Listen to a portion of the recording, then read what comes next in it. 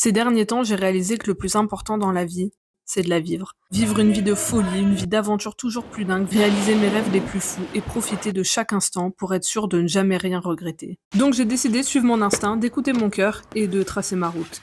Cet hiver, je me suis lancée dans un projet un peu fou, acheter et aménager un fourgon pour y vivre entre mes saisons. Ce projet, j'y pense depuis des années. J'ai attendu le bon moment, longtemps. Je voulais être sûre de faire le bon choix, d'être prête pour cette nouvelle aventure, et cet hiver, tous les voyants sont au vert.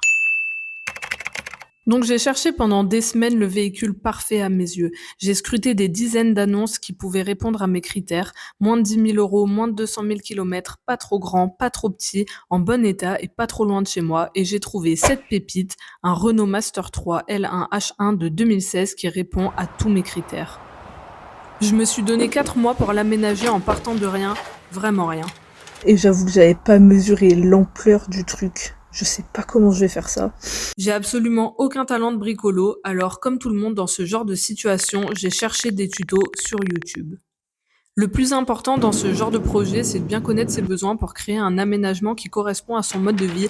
Et pour pas vous faire une vidéo de 2 heures sur comment ça m'a pris 4 mois pour aménager mon fourgon, je vous partage vite fait les grandes étapes de mon aménagement. Yo les copains, jour 11 de l'aménagement. Aujourd'hui j'ai reçu l'isolation. Jour 14 de l'aménagement de mon van. C'est vraiment le début d'un ménage sans fin. Le ménage, parlons-en, parce qu'après avoir mis le camion à nu, c'est pas méga propre. Puis c'est à ce moment que parfois tu découvres quelques surprises comme un peu de rouille ou une ration militaire. L'étape suivante, c'était la pose de l'isolation sur tout le camion et ça m'a pris un bon paquet de jours, surtout pour faire l'intérieur des portes que, scoop, je vais devoir en refaire une partie. Après ça, il y a eu la pose du lambris qui a pris un peu de temps. Bon, j'ai pas filmé cette étape pour des raisons évidentes de manque d'ambiance au travail. Puis j'ai fait mes 2 couches de vernis partout pour avoir un beau bois et j'ai posé mon lino pour que mon sol soit prêt à accueillir la suite. La suite étant la fabrication du lit et du meuble cuisine. J'ai aussi installé mes super rideaux et vu que j'adore faire des choix, j'ai absolument pas demandé d'aide à mes jokers dont j'ai moyennement suivi les conseils. Après ça, j'ai commencé à bosser sur tout ce que j'ai classé dans la catégorie finition, genre poncer le bois, le peindre, le vernir, fixer les plaques de contreplaqué sur les portes, poser les rails de finition, etc.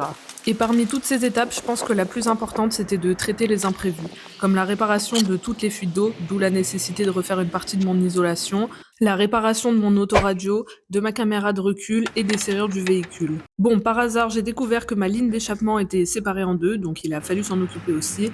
Et j'ai continué de réparer les fuites d'eau parce que oui, ce véhicule est aussi étanche que le Titanic après avoir croisé son iceberg.